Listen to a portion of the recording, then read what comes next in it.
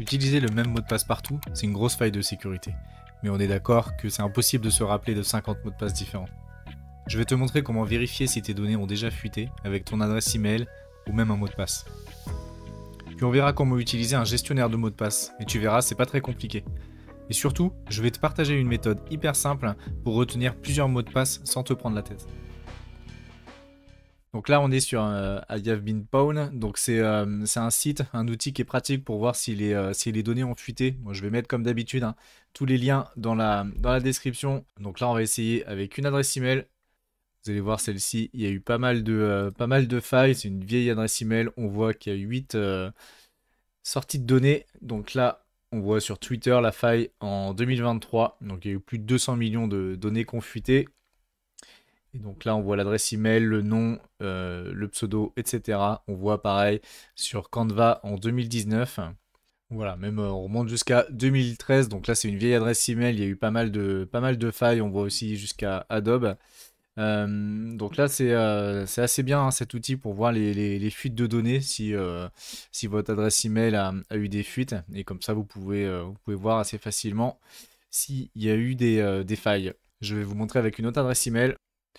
Donc là, une adresse Gmail un peu plus récente, mais que j'utilise un peu moins sur les sites. Bah là, on voit qu'il y a 0 faille. Donc voilà, si vous avez ça, c'est nickel. Vous n'avez aucun souci.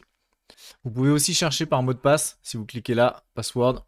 Donc là, vous mettez le mot de passe que vous voulez chercher. Bon, je vais mettre un truc assez simple. Hop. Et donc là, bah là on voit que le mot de passe il a été vu 67 fois. Donc bah là c'est pas bon du tout. Et si vous mettez un mot de passe assez complexe, donc c'est ce qu'on verra hein, dans la deuxième partie de la vidéo. Et je vais vous donner une méthode pour vous rappeler de mots de passe assez complexes. Donc là c'est ce qu'il faut avoir, du vert. Bonne nouvelle, il n'y a pas eu de fuite de données avec ce mot de passe là. Le mot de passe n'est pas connu en gros. Donc si on a ça, c'est parfait. Sur la complexité des mots de passe, il y a eu des études de fait. Bon, vous vous doutez bien que plus votre mot de passe est court, et moins il est protégé.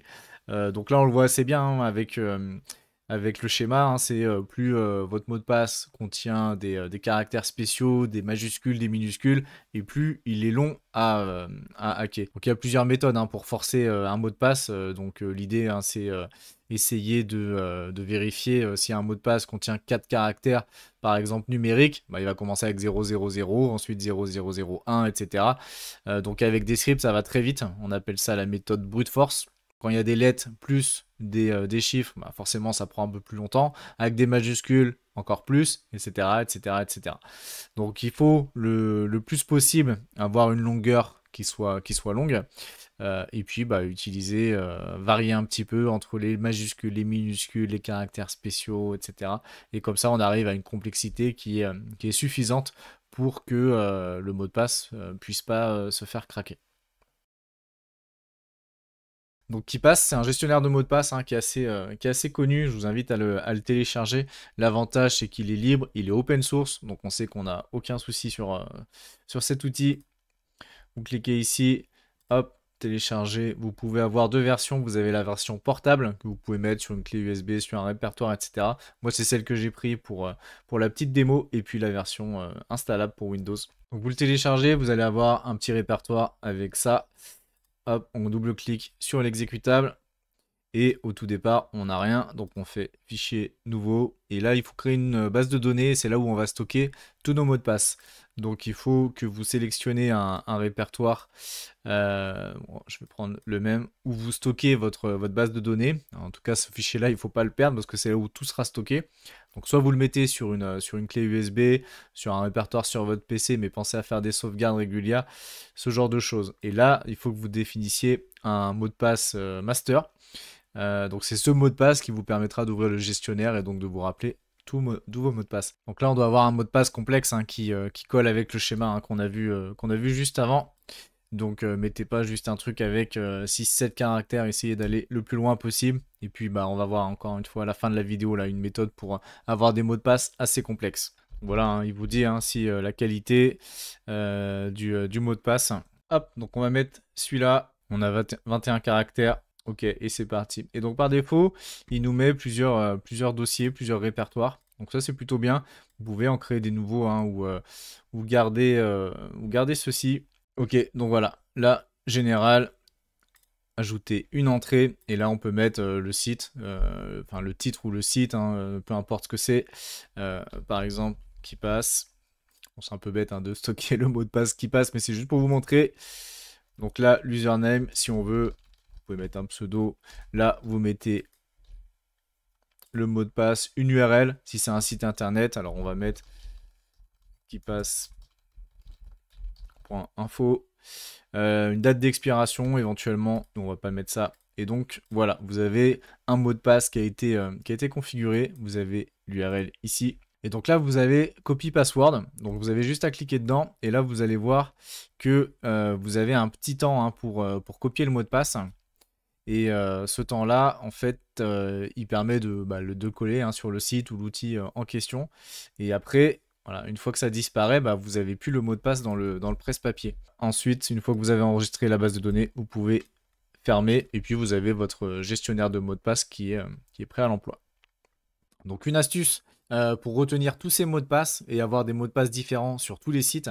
Donc moi c'est une méthode hein, que j'utilise, je vais vous donner une petite variante. Bon déjà il faut se fixer une base sur le mot de passe. Donc prenez un mot de passe que vous allez vous rappeler. Donc par exemple là pour l'exemple on va prendre Inospira. Donc Inospira ça prend 9 caractères, il y a le I et le S majuscule, donc déjà on n'est pas trop mal. On va le compliquer un petit peu, donc on va remplacer, on va mettre des caractères spéciaux. À la place du O, on va mettre un 0, comme ça on aura un chiffre. Et à la place du A, on va mettre un arrobase. On va arriver à 10 caractères, on va mettre un petit point d'exclamation à la fin pour ajouter un autre caractère spécial. Et ça va être notre base. Et ensuite, on va ajouter à la fin le site sur lequel on se trouve. Par exemple, si on est sur Gmail, à la fin, on va rajouter Gmail. Et comme ça, on va arriver à 15 caractères. Et c'est de cette façon-là, ça va être dynamique. Notre mot de passe sera toujours différent. Si on est sur Facebook, on va rajouter Facebook, etc., etc. On peut même encore aller plus loin et complexifier encore un peu plus. Donc ça, c'est pour les plus initiés, ceux qui veulent vraiment avoir des mots de passe hyper sécurisés. On va garder notre base et puis en fonction du site qu'on a ajouté, là par exemple Gmail, on va compter le nombre de caractères. Donc là, on a 5, on va rajouter 5 derrière. Et puis on va rajouter la première et la dernière lettre du site. Donc là, G et L. Et puis, tant qu'à faire, on va rajouter un autre caractère spécial, par exemple une étoile.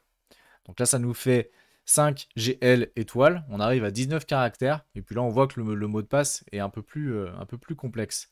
Donc ça, c'est une méthode qui est assez simple, assez facile à se rappeler parce que c'est dynamique, ça dépend du site sur lequel on se trouve. On a notre base qui change jamais et ensuite, ça change en fonction du site sur lequel on se situe. Donc l'avantage, c'est que c'est un mot de passe qui est assez complexe et qui est quand même assez facile à retenir. L'inconvénient, c'est une gymnastique à adopter, hein, il faut changer à partir d'un moment. Une fois que vous avez modifié vos mots de passe, dès que vous vous inscrivez sur un site, vous utilisez cette méthode, vous allez voir que vos mots de passe vont être tous sécurisés. Même pas besoin d'utiliser un gestionnaire de mots de passe, c'est dans votre tête. Donc dites-moi ce que vous en pensez de cette méthode, si vous utilisez une alternative ou quelque chose comme ça. Est-ce que vous êtes plus dans la team gestionnaire de mots de passe ou dans la team je complexifie mon mot de passe moi-même avec une base? Je suis curieux d'avoir votre avis, donc n'hésitez pas à me donner votre avis en commentaire. Donc voilà, on arrive à la fin de la vidéo. Merci de mettre un like, hein, ça va m'aider pour l'algorithme. Et puis en plus de ça, ça va me faire plaisir. Abonnez-vous si ce n'est pas encore fait. Et puis prenez soin de vos mots de passe. Il y a beaucoup de failles de sécurité en ce moment. Donc soyez vigilants. Je vous remercie d'avoir regardé la vidéo jusqu'ici et je vous dis à la prochaine.